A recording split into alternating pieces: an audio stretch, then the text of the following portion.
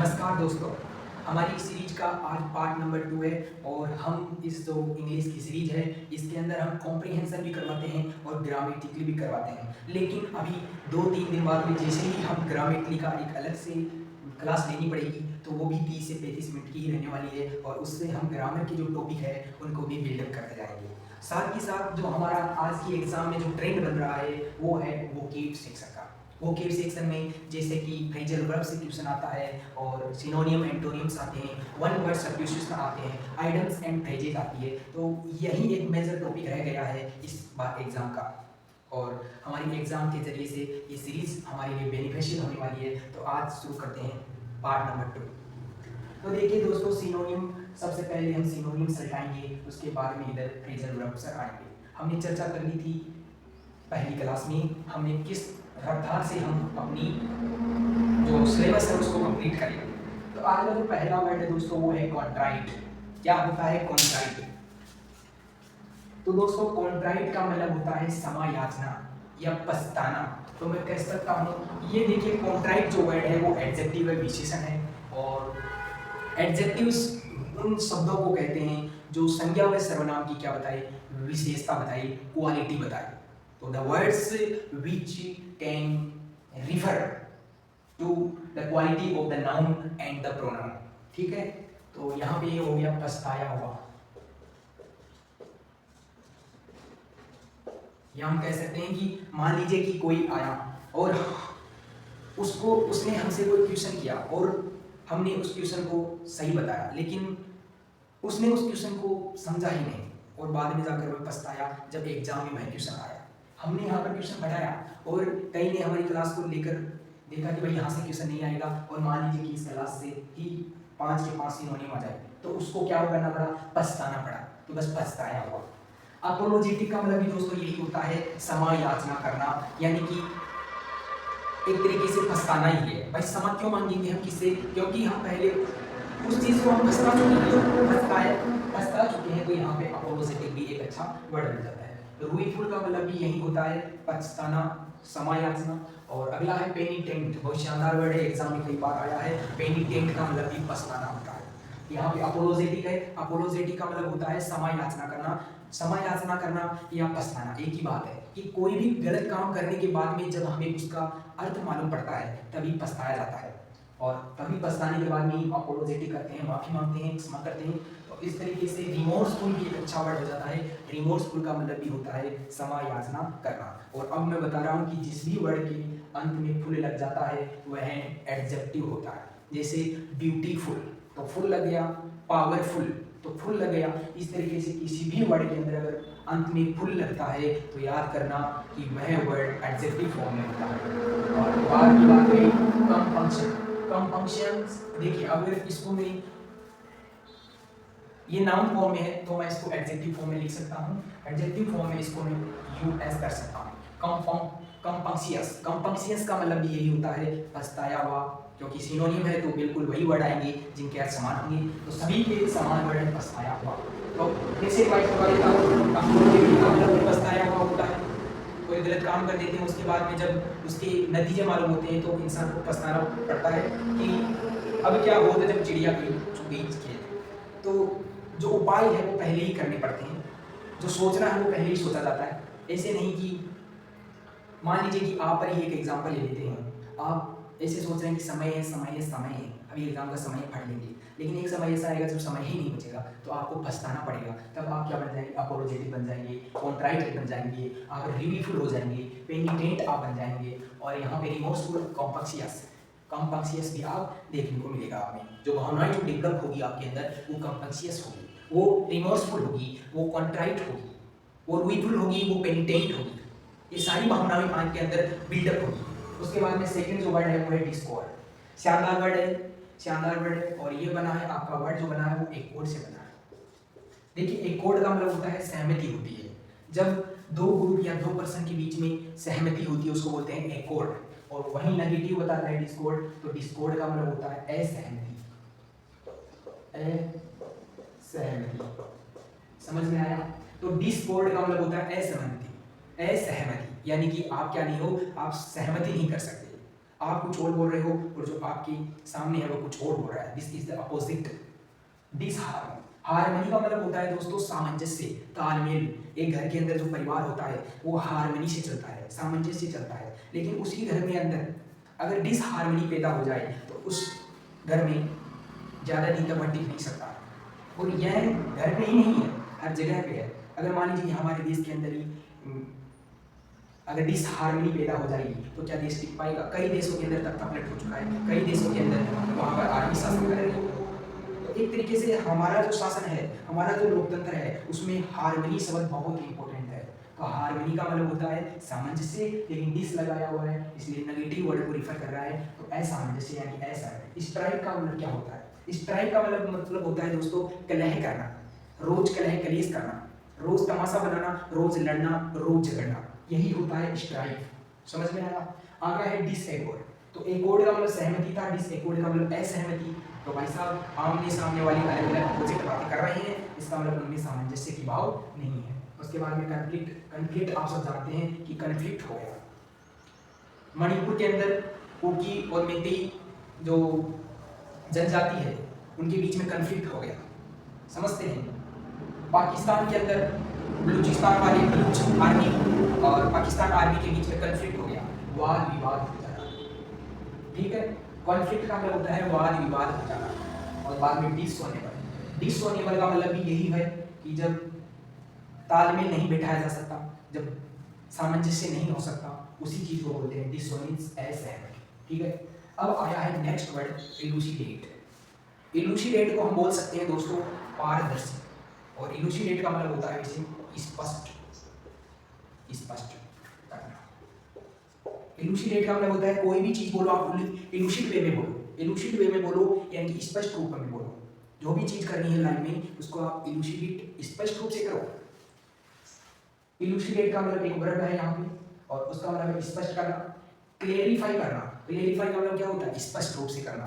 तो जिस भी वर्ड के अंदर अगर अंत में फाई देखने को मिल जाए तो वह वर्ड हमेशा एडवर्ब होता है, याद कर लेना। जैसे ब्यूटीफाई, ऐसे जब वर्ड के अंदर, क्योंकि ये एडजेक्टिव है और एडवर्ब का काम करते हैं, ठीक है। एफ वाई लगता है तब आप क्या करते हैं? विशेषता बताते हैं। विशेषता किसी भी चीज की बताई जा सकती है, नाउन की, प्रोनाउन की या एडजेक्टिव की, किसी भी चीज की अगर विशेषता बताएगा तो एडवर्ब होगा। और यहाँ पे एफ वाई क्लेरिफाई आपका एडवर्ब भी है और वर्ब भी है। क्या है? वर्ब भी है। बाकी आता है एक्सप्लिकेट। एक्सप्लिकेट का मतलब क्या होता है? एक्सप्लेट करना। एक्सप्लेट करना यानी कि बताना, एक्सप्लेशन करना। तो वही है कि स्पष्ट रूप कर देना। बाकी गेट एक्रॉस एक फ्रेजल वर्ब है, इसका भी मतलब होता है, जब भी गेट एक्रॉस की बात होती है तो गेट एक्रॉस का मतलब होता है स्पष्ट रूप में, स्पष्ट रूप में। ठीक है, उसके बाद में इल्यूमिनेट का भी मतलब यही होता है, इल्यूमिनेट करना। इल्यूमिनेट करना मतलब स्पष्ट कर देना, किसी चीज को स्पष्ट कर देना। ये अर्थ एक क्या है? सिनोनिम है। सिनोनिम है तभी तो सिनोनिम बनेगा। एक ही चीज के अर्थ आएंगे, एक ही अर्थ आएगा तभी तो सिनोनिम होगा। तो क्लेरिफाई का भी स्पष्ट करना, एक्सप्लिकेट का भी स्पष्ट करना, गेट एक्रॉस का भी स्पष्ट करना, इल्यूमिनेट का भी स्पष्ट करना। जैसे मैंने कल बताया था कि एक था गेट रीडो या गेट रीडो और एक था डिस्पोज। डिस्पोज दोनों के अर्थ एक है, लेकिन जब हम किसी आदत से, हैबिट से छुटकारा पाते हैं, हैबिट से, तब डिस्पोज हो पाता है। और अगर थिंग, सामान से छुटकारा पाते हैं, और इसमें एक्शन से भी छुटकारा पाया जाता है, हैबिट एक्शन से छुटकारा पाया जाता है, वहाँ पे सामान से, अगर हम अपने सामान से छुटकारा पा रहे हैं तो गेट रीड ओ का यूज करते हैं। है तो एक ही, तो इसी तरीके से होता है। सिनोनिम में भी इसी तरीके से होता है, थोड़ा बहुत वैसे होता है लेकिन उनका अर्थ एक ही होता है। ऐसे ही एडल्सन। एडल्सन का मतलब होता है दोस्तों किसी की प्रशंसा करना। क्या करना? प्रशंसा करना, प्रशंसा। एडल्सन का मतलब होता है दोस्तों किसी की प्रशंसा करना। और यहाँ पे एडल्सन है TION। जिस भी वर्ड के अंदर आखिरी में TION लगता है वो नाउन होता है। क्या होता है? नाउन होता है। जैसे वेनेरेशन, अभी कल ही मीनिंग हुई थी वेनेरेशन की, सम्मानित करना किसी को। तो सम्मान दे रहे हो, क्यों दे रहे हो? क्योंकि आप वो प्रशंसा कर रहे हो तभी आप उसको सम्मान देते हो। एडोरेशन, एडोर अभी कभी बताया था। एडोर का मतलब, एडोर जब हमने वर्ब की बात की थी तो हमने बोला था कि प्रशंसा करना, और यहाँ पे एडोरेशन है, नाउन फॉर्म में उस वर्ड को चेंज कर दिया गया है। तो एडोरेशन का मतलब भी प्रशंसा करना ही होता है। आइडियोलॉजिशन, ये भी एक अच्छा वर्ड है। आइडियल हम किसको बनाते हैं? जिसकी हम प्रशंसा करते हैं, तो बिल्कुल आइडियोलॉजिशन। और उसके बाद में ग्लोरिफिकेशन, किसी चीज को प्रशंसनीय युक्त कर देना, किसी चीज की प्रशंसा में उनको सोतीर लगा देना, है ना। इस तरीके से किसी भी चीज की प्रशंसा को बढ़ाना होता है ना, तो ग्लोरिफिकेशन यहाँ पे आता है। और उसके बाद में आता है दोस्तों टर्स। टर्स एक एडजेक्टिव फॉर्म है, इसका मतलब होता है किसी भी बात को छोटा कर देना। कल हमने पढ़ा था एक्सपेंड कर देना, कल हमने पढ़ा था एक्सपेंड कर देना, किसी चीज़ को बढ़ा देना। आज हम ही इस चीज़ को क्या कर रहे हैं, टर्स कर रहे हैं। टर्स का मतलब होता है दोस्तों छोटा कर देना, छोटा करना और संक्षिप्त करना, संक्षिप्त करना। तो टर्स का मतलब होता है किसी चीज को छोटा करना, संक्षिप्त करना। ब्रीफ, ब्रीफ का मतलब होता है संक्षिप्त, छोटा रूप। उसके बाद में लेकोनिक, लेकोनिक होता है वही है छोटा रूप, किसी चीज को संक्षिप्त कर देना, छोटे शब्दों में कह देना, जितने कम शब्द हो उसमें कह देना। सक्सेंट का मतलब यही है, सक्सेंट का मतलब भी शब्दों को कम उपयोग से किसी बात को कह देना, है ना, थोड़ा सा कम यूज करके कह देना। और कंसाइज का मतलब ये है कि किसी की साइज को कम करो, कम का मतलब उसको छोटा रोक दो। और समरी, हम कहते हैं ना कि हमें पूरी डिटेल मत दो, हमें समरी में बता दो। और पूछ क्या रहे हैं, बता रहा क्या, हमें उससे मतलब नहीं है, हमें समरी दो भाई, समरी, छोटा रूप दो उसका, कहते हैं ना हम, समरी रूप दो, ब्रीफ रूप दो, लेकोनिक, सक्सेंट, कंसाइज। तो फिर से एक बार रिविजन करवा देता हूँ। कॉन्ट्राइट, कॉन्ट्राइट का हमने पढ़ा पछतावा। जब भी हम कोई गलती कर देते हैं उसके बाद में एक भाव उत्पन्न होता है अंदर ही, अंदर शरीर के अंदर, हमें पता चल जाता है भाई यहाँ पे हमने गलत बात कर दी है, तो हम एपोलोजेटिक हो गए, पछता रहे हैं, ग्रीफुल हो गए, पेनिटेंट हो गए, रिमोर्सफुल हो गए, कॉम्पेंशियस हो गए।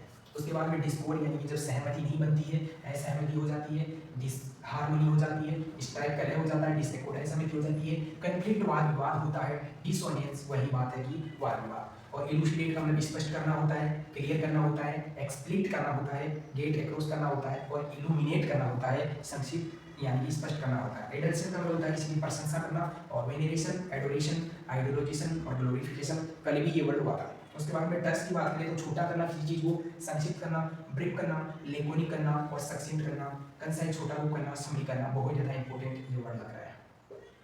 सक्सेंट वर्ड बार बार पूछा जाता है, सक्सेंट वर्ड का मतलब ही क्या होता है, छोटा करना ही होता है। अब देखिए, अब हम चल रहे हैं फ्रेजल वर्ब की तरफ। फ्रेजल वर्ब हमारी एग्जाम में आती है क्योंकि ये एग्जाम मोस्टली जो इसमें वेटेज रहता है वो कॉम्प्रिहेंशन का ही रहता है। तो सबसे पहले अगर मैं पढ़ूँ इंटर इंटू का मतलब क्या होता है, तो देखिए इंटर इंटू का मतलब क्या होता है। वैसे अगर इंटर कभी वर्ब के मुंह में आता है तो इसके पीछे कोई प्रिकॉशन नहीं लगता है, लेकिन इसका टोटली मैंने बताया था कि जब भी फ्रेजल वर्ब की बात होती है तो ये अर्थ का अलग बना देती है। तो इसका होता है किसी कार्य में प्रवेश करना, किसी कार्य में क्या करना, प्रवेश करना, ये क्या होता है, इंटर इंटू। अब ब्रेक डाउन देखिए, ब्रेक डाउन का मतलब हो जाता है मशीन खराब होना या हौसला हार जाना। हौसला तो मैं आपको हारने नहीं दूंगा, क्योंकि जब आप इस चीज़ों को इस लेवल तक आप जाएंगे तो हौसला आपका नहीं होगा। हौसला बस ये क्लास इसलिए नहीं है, देखिए पढ़ाते सब है, ये क्लास है कि आपने थोड़ा सा मैं कॉन्फिडेंस बिल्डअप कर पाऊँ, बस कॉन्फिडेंस के लिए क्लास है। और इस क्लास से आपकी एग्जाम में तो आएंगे तो कॉन्फिडेंस कब पैदा होगा, जब एग्जाम में आएंगे। वो पीछे हमने रिजल्ट दिया है, अच्छे रिजल्ट दिया है, पीछे भी हमने दिया है। ब्रेक डाउन का मतलब दो मतलब होता है, कोई मशीन खराब हो जाती है सभी ब्रेक डाउन करते हैं, और हौसला हार जाना कि मैं हौसला हार गया, मेरे से नहीं होगा, ऐसा मैं करने नहीं दूंगा। हौसला आपका बुलंद रखना होगा। गो ऑफ का मतलब होता है दोस्तों फटना, कहते हैं ना कि बादल फट गया, कोई बॉम्ब फट जाता है, एक्सप्लोड करना, क्या कह सकते हैं इसको, एक्सप्लोड करना। एक्सप्लोड करना यानी फट जाना, कोई भी चीज़ एक्सप्लोड हो सकती है, कोई बम ब्लास्ट हो सकता है, कोई मशीन ब्लास्ट हो सकती है, कुछ भी ब्लास्ट हो, फट जाए तो गो ऑफ होना। इसका मतलब गो ऑन का मतलब होता है दोस्तों जारी रहना, क्या रहना, जारी रहना। और टेक ऑफ का मतलब होता है पहनना या उड़ान भरना, पहनना या उड़ान भरना। अब मैं आपको कुछ एग्जाम्पल करवाता हूँ, आपको अर्थ तो पता है तो वो एग्जाम्पल आप करना है ना, उनको करने का प्रयास करना।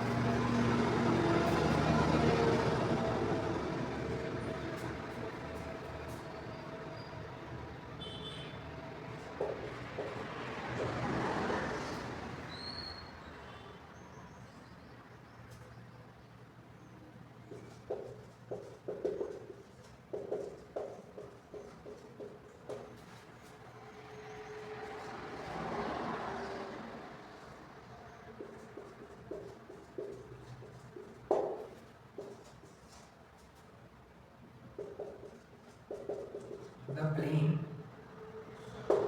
करिए आप, करिए आप, करिए तभी होगा।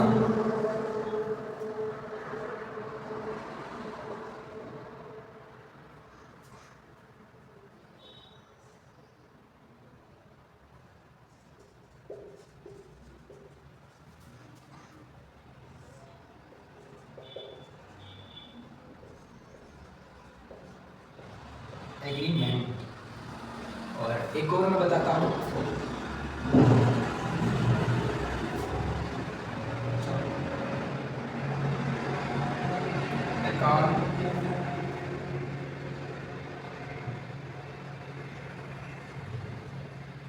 so I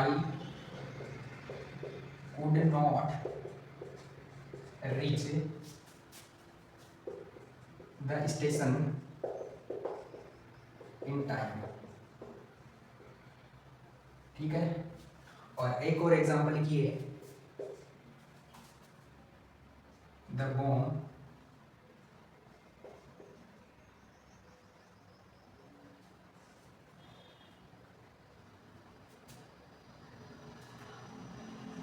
and people run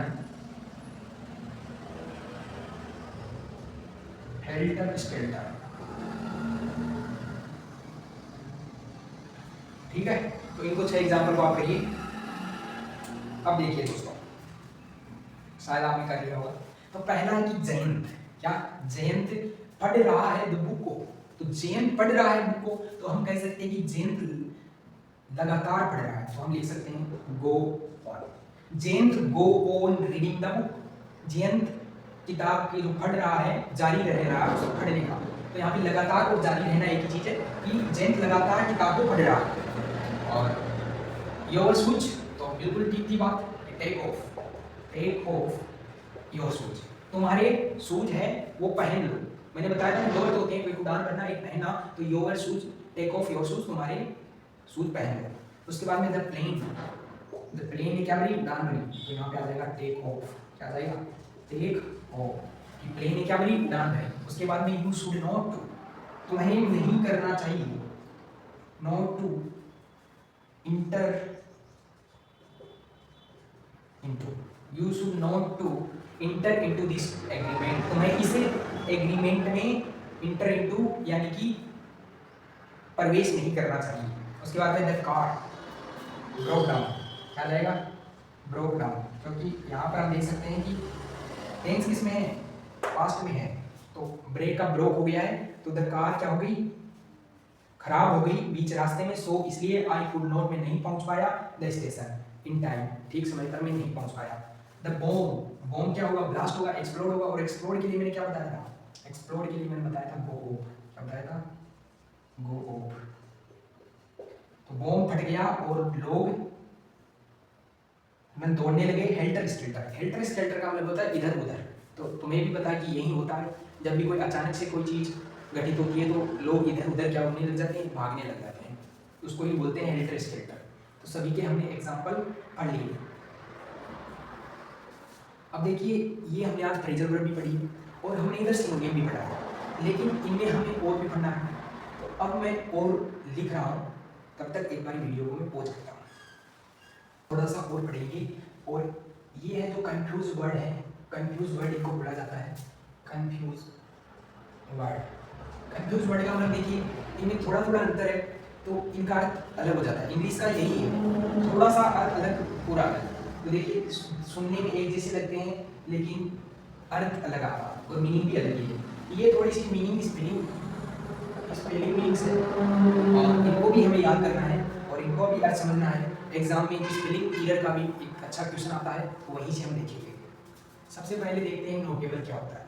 notable का मतलब होता है दोस्तों ध्यान देने योग्य, कह सकते हैं कि इम्पोर्टेंट एंड डिजर्विंग अटेंशन, यानी कि ध्यान योग्य, ध्यान देने योग्य चीज को बोला जाता है नोटेबल। नोट करो इसको, नोट करने के योग्य। इंपोर्टेंट एंड डिजर्विंग अटेंशन, यानी कि जिसमें अटेंशन रहना पड़ेगा, ध्यान रखना पड़ेगा। नोटोरियस, नोटोरियस होता है दोस्तों कुख्यात। क्या, कुख्यात। कुख्यात का मतलब एक तो जो बंदा अच्छी काम करता है, प्रसिद्ध पाता है, उसको बोलते हैं फेमस, है ना। एक तो बंदा वो होता है, एक बंदा वो होता है जो लोग डिमांड करके फेमस हो जाता है, उसको बोलते हैं कुख्यात, नोटोरियस। और इंग्लिश में कहें तो नोवन, नोवन का मतलब जानना, for bed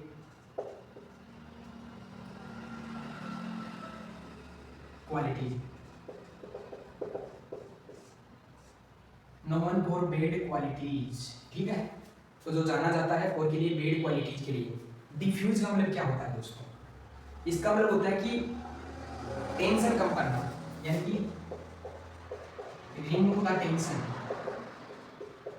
remove the tension, tension कम करो भाई, चिंता को कम करना ही डिफ्यूज होता है। और इस डिफ्यूज का मतलब क्या होता है? DIWFUS, इसका मतलब होता है स्प्रेड आउट कर देना, स्प्रेड आउट, यानी कि चीजों को इधर उधर बखेर देना, या अस्पष्ट, या हम कह सकते हैं अनक्लियर, अस्पष्ट, उस चीज को बोला जाता है डिफ्यूज। और इस डिफ्यूज को बोला जाता है कि चिंता को कम करना, रिमूव द टेंशन। और एवरल होता है कान से संबंधित जो भी चीजें होती है उनको एवरल बोलते हैं, यानी कि रिलेटेड टू ईयर, कान से संबंधित जो भी चीजें होती है उनको बोलते हैं एवरल। और ओरल का मतलब होता है दोस्तों मौखिक जो परीक्षा होती है, इंटरव्यूज होते हैं जो आमने सामने बैठ कर किया जाता है, इनको बोलते हैं वर्बल, उनको बोला जाता है ओरल। मौखिक परीक्षा इनको बोलते हैं मौखिक, जो आमने सामने होती है, जैसे इंटरव्यू हो गया आपका, उनको वर्बल बोला जाता है। अब देखिए इमेंसिपेशन का मतलब क्या होता है? इमेंसिपेशन का मतलब होता है दोस्तों मुक्ति। क्या होता है? मुक्ति। समझना यह है कि इसकी मीनिंग इंपॉर्टेंट है, ये स्पेलिंग एरर में आता है। तो याद करना पहले तो कि पहले तो ई आता है ये, और फिर मेन, और फिर सिपेशन, CIPATI, बोलो ई, ये तो आता है main, MN main, CIPATI, सिपेशन, CIPATI, ठीक है। उसके बाद में याद रखना प्री जुडिस, प्री जुडिस क्या होता है इसका मतलब? इसका मतलब होता है दोस्तों अगर हानि हो जाती है, क्या हानि हो जाती है, या पक्षपात बोला जाता है। मान लीजिए कि आप किसी जुडिशरी में गए और आपका जिसके सामने मुकदमा था, आप सही थे, लेकिन आपको वहां पे आपका ऐसा मुकदमा किया गया जजों के द्वारा कि आपको गलत ठहरा दिया गया, सही होते हुए भी गलत ठहरा दिया गया, आपके पक्ष में बात निकला, कुछ ही नहीं निकला, आप हार गए। जबकि आप सही थे लेकिन फिर भी आपको हरा दिया गया, आपके पक्ष के बात कर दिया गया, इसको बोलते हैं पक्षपात। और इसमें हमारी हानि है हानि। तो pre जुडिस, pre जुडिस, pre जुडिस, pre जुडिस, PREJUDIC। उसके बाद में सर्जन, सर्जन आप जानते हैं लेकिन इसकी मीनिंग इंपॉर्टेंट है। SURGEON, SURGEON, SURGEON, SURGEON, शल्य चिकित्सक इसको बोलते हैं, शल्य चिकित्सक। अगला वर्ड है तो पोटैटोस, POTATOES, POTATOES, पोटैटोस का मतलब होता है दोस्तों आलू, एक वेजिटेबल है। क्या है? वेजिटेबल। इररिवर्सिबल, इररिवर्सिबल का मतलब क्या होता है दोस्तों? जिसमें परिवर्तन नहीं कर सकते, यानी कि रिवर्स में नहीं आ सकते, आगे चले गए तो फिर आगे ही रहोगे, पीछे नहीं आ सकते। अपरिवर्तनशील, अपरिवर्तनशील। और रिवर्सिबल का मतलब जिसमें परिवर्तन कर सकते हैं। तो मीनिंग बड़ी इंपॉर्टेंट है, याद करना।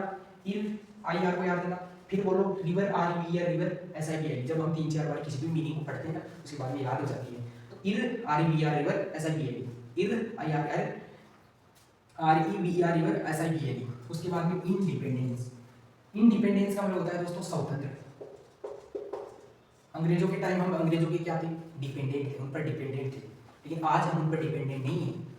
आज वो हम पर हो सकते हैं, हम पर नहीं है, तो इसको बोलते हैं इंडिपेंडेंस, स्वतंत्र। और हाइपोक्रासी का मतलब क्या होता है? पाखंडी। क्या होता है? पाखंडी। जो पाखंड दिखाते हैं ना आजकल, बाबा जी बन जाते हैं और ऐसे ऐसे ऐसे जादू करते हैं, आग लग जाती है, वो सब पाखंड है दोस्तों, सब पाखंड है। हाइपोक्रासी वो क्या है? पाखंड बताते हैं, पाखंड है, लेकिन वो एक साइंटिफिक रीजन है, साइंटिफिक रीजन से होता है वो। तो हाइपोक्रासी, हाइपोक्रासी का मतलब पाखंडी। तो ये मीनिंग बहुत इंपॉर्टेंट है। HYPO HYPOCRIS, बस emancipation, emancipation, prejudice, surgeon, surgeon, potatoes, POTATOES, irreversible,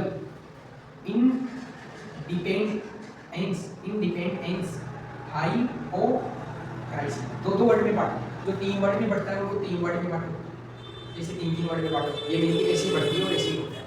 तो इसमें मैंने बहुत ज़्यादा अच्छा डाला, इसमें 4-4 चैप्टर एक साथ हो रहे हैं। इसमें आपके लिए बेनिफिट साबित हो सकती है, आपके लिए बेनिफिशियल साबित हो सकती है। और भी अब ग्रामर को भी हम चालू कर देंगे, तो उसके बाद में देखना ग्रामर के अंदर कैसा टाइप का मसला है दोस्तों। यकीनन आपके लिए हर चीज़ बेनिफिशियल होने वाली है, फालतू की मैं भी नहीं करवाता हूँ। जय हिंद, मिलते हैं नेक्स्ट वीडियो।